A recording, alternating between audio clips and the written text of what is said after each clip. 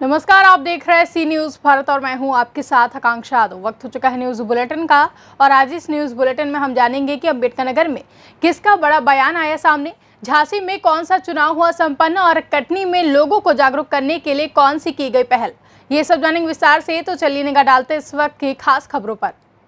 खबर अम्बेडकर नगर से है, जहां विकासखंड बसखारी के अंतर्गत ग्राम सभा हरैया में नवनिर्वाचित क्षेत्र पंचायत सदस्य अम्बेश कुमार ने संपूर्ण ग्रामवासियों को बधाई देते हुए आभार व्यक्त किया।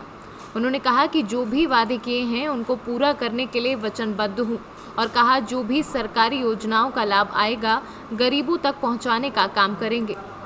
परिचय आपका? मैं अम्बेश कुमार, निवासी ग्राम महमूदपुर रामदीन सिंह, ब्लॉक बसखारी, तहसील टांडा, जिला अम्बेडकर नगर का निवासी हूँ जी। ग्राम सभा हरैया जी, तो आप ग्रामवासियों को क्या संदेश देना चाहते हैं?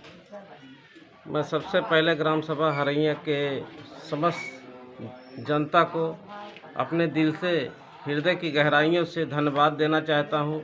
जो लोग जात धर्म से ऊपर उठकर मुझको जिताने का काम किया, इसके लिए बहुत बहुत धन्यवाद सभी हरैया ग्राम सभी जनता को। जी जी, तो जो सरकारी सुविधाएं आएंगी आप पहुंचाने का काम करेंगे? अपने समस्त क्षेत्र पंचायत सदस्य होने के नाते सभी वार्डों में जो भी सरकार द्वारा सुविधाएं मिलेंगी जी सबको घर तक पहुंचाने का काम करूंगा, ये मेरा संकल्प है। जी जी, आप लोग को खुशी का इजहार प्रकट कर रहे हैं, आप लोग क्या कहना चाहते हैं? बोलो। खुशी का इजहार प्रकट कर रहे हैं, आप लोग को क्या कहना चाहते हैं? कुछ कहना चाहते हैं? हम लोग जिताने का काम करेंगे, जो भी सुविधाएं मिलेंगी उसमें शामिल रहेंगे। जी, तो आप लोग भी खुश हैं? जी जी। अम्बेडकर नगर से सी न्यूज़ संवाददाता हरिलाल प्रजापति की रिपोर्ट। झांसी रानीपुर में कुल 7,889 वोट के साथ नगर पंचायत उपचुनाव शांतिपूर्वक संपन्न हुआ और अब आज 15 प्रत्याशियों के चुनावी भाग्य का फैसला होगा। नगर के लिहाज से जितना महत्वपूर्ण ये उपचुनाव था उस हिसाब से मतदाताओं में उत्साह नहीं दिखा, जबकि राजनीति के जानकार इस उपचुनाव को 2022 के मऊ रानीपुर विधानसभा के लिए सेमीफाइनल के रूप में देखकर चल रहे हैं। हाई प्रोफाइल सीट होने के कारण प्रशासन की चौकसी के साथ ही सत्ताधारी पार्टी के प्रदेश स्तर से निगाहें टिकी रही हैं। अब देखना ये होगा कि उपचुनाव के नतीजों पर परंपरावादी राजनीति बरकरार रहती है या परिवर्तनवादी। रानीपुर से सीनू संवाददाता चंदू रायन की रिपोर्ट। कोरोना के बढ़ते संक्रमण और मरीजों की संख्या में लगातार बढ़ोतरी के कारण शहर में कई जगह कोविड सेंटर बनाए गए हैं। समाज सेवी संगठन भी इसमें सक्रिय भूमिका निभा रहे हैं और इसी क्रम में आज सरस्वती शिशु उच्च माध्यमिक विद्यालय में सेवा भारती कटनी के द्वारा 50 बेड का कोविड केयर एवं आइसोलेशन सेंटर की शुरुआत की गई। इस मौके पर अपर कलेक्टर जगदीश चंद्र गौमे, एसडीएम बलवीर रमन के साथ तहसीलदार भी मौजूद थे। उन्होंने कोविड सेंटर का निरीक्षण भी किया। दीपक टंडन ने बताया कि यहां पर आने वाले मरीजों के रहने खाने की व्यवस्था स्वयं सेवकों द्वारा की गई है। यहां जिला चिकित्सालय द्वारा डॉक्टरों और नर्सों की भी व्यवस्था है। टंडन ने बताया कि मरीजों की मौत घबराहट के कारण हो रही है, जिसको ध्यान में रखते हुए मरीजों के लिए अच्छे वातावरण और योग व्यायाम की भी व्यवस्था की गई है, जहां सोशल डिस्टेंसिंग का ध्यान रखते हुए मरीजों के लिए ऑक्सीजन की व्यवस्था की गई है। यहां पर गंभीर मरीज की स्थिति को देखते हुए उसे जिला चिकित्सालय रेफर कर दिया जाएगा। 5 तारीख को सेवा भारती कटनी के द्वारा और उसमें सभी राष्ट्रीय स्वयंसेवक संघ के स्वयंसेवक बंधु और उसके अनुसांगिक संगठन के जितने भी लोग हैं, सबके सहयोग से ये सेवा भारती का सरस्वती उच्चतर माध्यमिक विद्यालय में 50 बेड का कोविड केयर एवं आइसोलेशन सेंटर का प्रारंभ किया जा रहा है। इस आइसोलेशन सेंटर को शासकीय चिकित्सालय के माध्यम से ही चलाया जाएगा।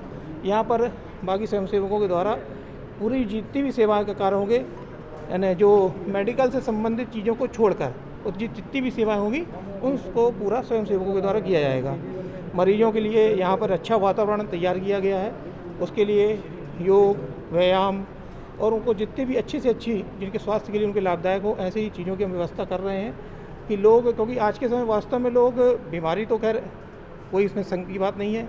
बहुत कठिन दौर से गुजर रहा है पूरा विश्व और पूरा देश, लेकिन लोग डर के कारण से, ज़्यादा भयभीत होने के कारण से जो मौतें हो रही हैं उसके कारण से ज़्यादा हो रही हैं। लेकिन भय का वातावरण यहाँ पर ना रहे, भय मुक्त वातावरण, लोग अच्छे अपने आत्मबल, अपने संबल के साथ यहाँ पर रहें। और यहाँ से सब लोग से भगवान से हम यही कामना करते हैं कि सभी लोग यहाँ से स्वस्थ और बड़े प्रसन्न चित्त मन से यहाँ से होकर अपने घर की ओर जाएं। इसी सब उद्देश्य को लेकर ये कोविड आइसोलेशन सेंटर यहाँ प्रारंभ हो रहा है।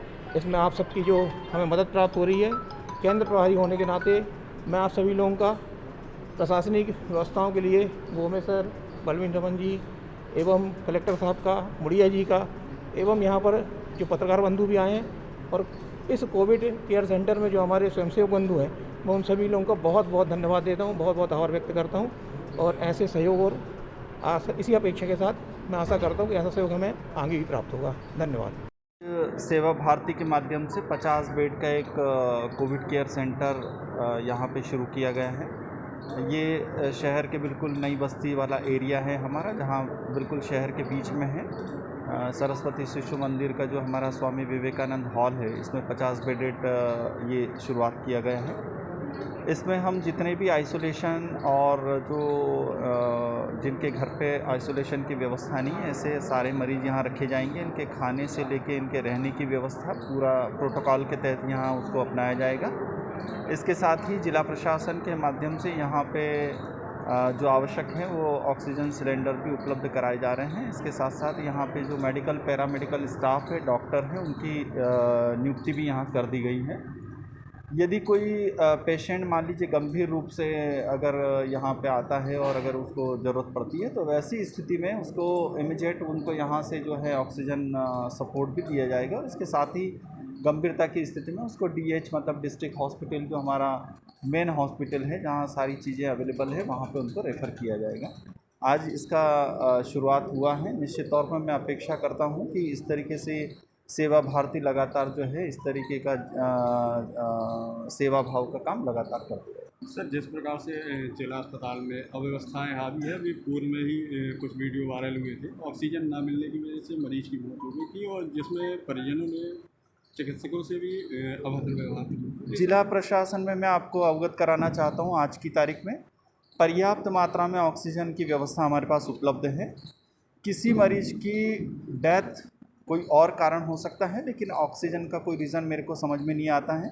हमारे पास किस मरीज को कितना लीटर ऑक्सीजन देना है, इसका पूरा ऑडिट बन रहा है। और जिला प्रशासन में मैं एक बार फिर दावे के साथ ये कह रहा हूँ आपको कि हमारे पास पर्याप्त मात्रा में ऑक्सीजन की अवेलेबिलिटी है। हम आसपास के और ज़िलों को इमरजेंसी में हमको भी गैस की ऑक्सीजन गैस की उपलब्धता करा रहे हैं। माना कि कई बार कुछ घटनाएं हो जाती है जिले चिकित्सालय में, ये आज का नहीं है, ये हमेशा से होता रहता है। और ऐसे में परिजनों के एग्रेसिव होने की वजह से इस तरीके की घटनाएं होती हैं। हम और हमारा पूरा प्रबंधन और जिला चिकित्सालय में सभी लोग पूरी सहिष्णुता के साथ में और पूरी शांति के साथ काम कर रहे हैं। आगे भी आप लोगों का सबका बढ़िया हमें मार्गदर्शन और सहयोग मिलेगा, तो इस तरीके की घटनाओं पे लगातार अंकुश भी मिलेगी। आपने देखा होगा पिछले 1-1.5 वीक से जितने भी जिला चिकित्सालय में जो नेगेटिविटी कोई सूचनाएं आ रही थी, अब लगभग वो सभी ख़त्म हो चुकी हैं। हम पूरी तरीके से हमारा सिविल हॉस्पिटल जो है अब बढ़िया काम कर रहा है। कटनी से सी न्यूज़ संवाददाता नीरज तिवारी की रिपोर्ट। कोरोना वॉलेंटियर अभियान के तहत जन अभियान परिषद से जुड़े वॉलेंटियर स्थानीय स्तर पर लोगों को जागरूक करने के लिए विभिन्न प्रकार की गतिविधि आयोजित कर रहे हैं, जिसमें दीवार लेखन को अधिक महत्व दिया जा रहा है। इसी अभियान के तहत दड़ौरी में कोरोना वॉलेंटियर राजाराम गुप्ता, सहयोगी ममता यादव, मुकेश द्विवेदी, अमित तिवारी, राजेश पटेल, राजेश कोल, विनोद साहू, मनोज चक्रवर्ती, विकास श्रीवास्तव द्वारा जन अभियान परिषद की विजय राघवगढ़ ब्लॉक की ब्लॉक समन्वयक आरती गुप्ता के निर्देशन में दीवार लेखन पर लोगों को स्लोगन के माध्यम से जागरूक करने का प्रयास किया गया। साथ ही सोशल डिस्टेंसिंग एवं मास्क लगाने हेतु अपील की गई। लोगों से घर में रहने एवं कोविड के संक्रमण को रोकने के लिए साबुन से हर 1 घंटे में हाथ धुलने के लिए प्रेरित किया गया। मेरा नाम राजाराम गुप्ता है, ग्राम पंचायत चपना से आता हूँ और वॉलेंटियर का काम करता हूँ अपने ग्राम पंचायत में। मास्क नहीं तो बात नहीं, 2 गज ज़रूरी। मैं अपने गांव के लोगों को समझाइश दे रहा हूं, सोशल डिस्टेंस के लिए भी पालन करने के लिए प्रत्येक व्यक्ति को घर घर जाकर समझाता हूं कि आप लोग मास्क लगाएं और 2 गज दूरियां बना के रहें, बाहर न जाएं, अति आवश्यकता जब काम हो तब ही जाएं, अगर अधिक कोई आवश्यकता काम नहीं होती तो मत जाएं।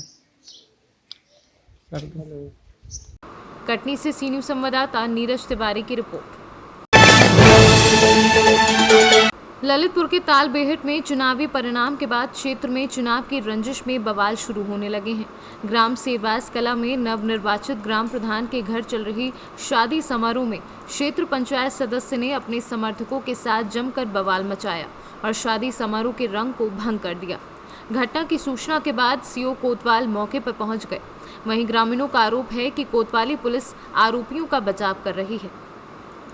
ललितपुर से सी न्यूज़ संवाददाता देवेंद्र यादव की रिपोर्ट।